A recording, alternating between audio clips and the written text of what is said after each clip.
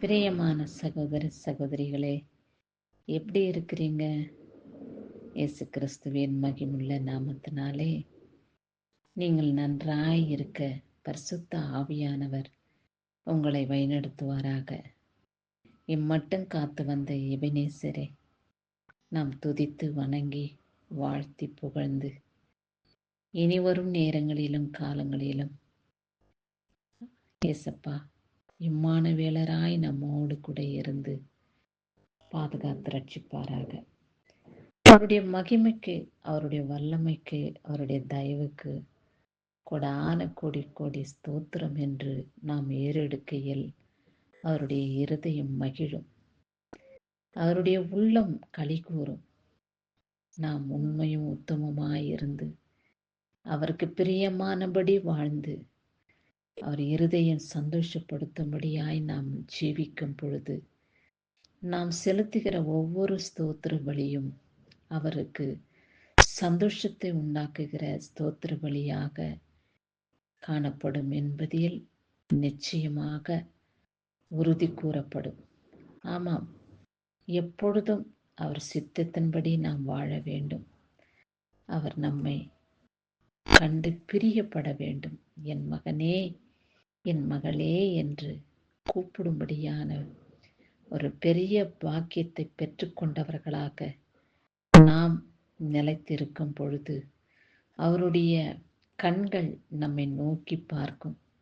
என் மகள் என்ன செய்கிறார், என் மகன் என்ன செய்கிறான் என்று கவனிக்கும்.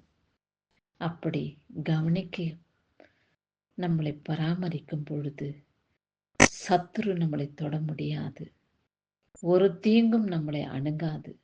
பரிசுத்த ஆவியானவர் நம்மை மகிமையாய் வல்லமையாய் வழிநடத்த சித்தம் கொண்டிருக்கிறார்.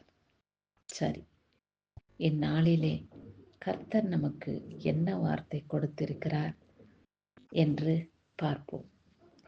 எசேக்கியேல் 12ஆம் அதிகாரம் 28வது வசனத்திலே, என் வார்த்தைகளில் ஒன்றாகிலும் இனி தாமதிப்பதில்லை, நான் சொன்ன வார்த்தை நிறைவேறும் என்று குறிக்கப்பட்டுள்ளது என்று கர்த்தர் சொல்லுகிறாராம். மனுஷன் சொல்லவில்லை. என் சகோதரனே, சகோதரியே, நம்மளை உருவாக்கி இந்த பூமியிலே வாழ வைத்து தாயின் கருவிலிருந்து இம்மட்டும் நம்மளை அரவணைத்து வழிநடத்தின கர்த்தர் சொல்லுகிற வார்த்தை இது. நான் சொன்னதாக நீ அவர்களுக்கு சொல்லு என்று இந்த வசனத்தின் கடைசி பகுதியிலே இப்படியாய் சொல்லியுள்ளது. வேத பகுதியை எடுத்து பாருங்கள். எசேக்கியேல் 12:28வது வசனத்திலே, நான் சொன்னதாக நீ அவர்களுக்கு சொல்லு என்று எழுதியிருக்கிறது. அவர் சொன்ன வார்த்தைகள் ஒன்றாகிலும் இனி உங்க வாழ்க்கையில தாமதிப்பதில்லையா? நான் காணாதவர் போல மௌனமாய் இருக்கவில்லை. என் மகனே, என் மகளே, நீ கூப்பிடும் சத்தம் என் செவிகளிலே கேட்கப்பட்டு பரலோக ராஜ்யத்திலே உன்னுடைய சத்தம் கேட்கப்பட்டபடியினாலே உன்னுடைய விண்ணப்பம் நிறைவேறப்படும். உன்னுடைய விண்ணப்பத்தின் நாட்கள் சந்தோஷப்படுத்தக்கூடிய நாட்களாக நான் செயல்படுத்துவேன் என்று கர்த்தர் பேசுகிறார்.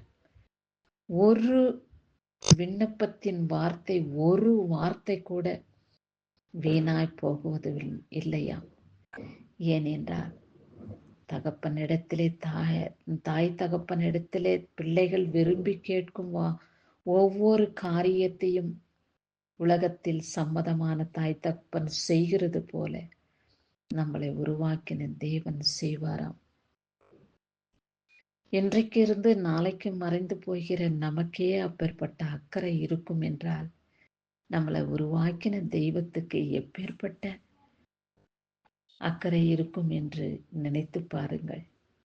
அவர் செய்த நன்மைகள் ஒவ்வொன்றையும் சொல்லி சொல்லி நன்றி கூறுங்கள். இயேசுவே, எங்க வாழ்க்கையிலே இப்பேற்பட்ட நன்மைகளெல்லாம் நீர் ஆச்சரியமாய் அதிசயமாய் செய்து வந்திருக்கிறீர். நன்றி மறவாமல் உம்மை ஸ்தோத்திரிக்கக்கூடிய இருதயத்தை எனக்கு கொடுங்க. எப்பொழுதும் உம்மை துதிக்கக்கூடிய மனதை நீர் எனக்கு கொடுங்க. பரிசுத்த ஆவியினாலே நிரப்பப்பட்ட ஆத்துமாவாக உம்முடைய சன்னிதானத்திலே நான் காணப்பட வேண்டும் என்று நீங்கள் ஜெபிக்கும் ஜெபத்தை கர்த்தர் கேட்டு அவ்வண்ணமாகவே உங்களுக்கு செயல்படுத்தி உங்களை ஆசீர்வதித்து மகிமையிலே உங்களை நிரப்பி ஆசீர்வாதத்தினாலே அபிஷேகப்படுத்தி பரலோக ராஜ்யத்துக்கு சித்தமுள்ளவர்களாய் மாற்றுவார். அப்படி மாற்ற வேண்டும் என்று ஆண்டவரிடத்திலே நீங்கள் எதிர்பார்த்து வாஞ்சியோடு ஏக்கத்தோடு ஜெபிக்கக்கூடிய ஜெபமாக காணப்பட வேண்டும். பரலோகமே உங்கள் ஜெபத்தை கவனிக்க வேண்டும். அப்படி கவனிக்க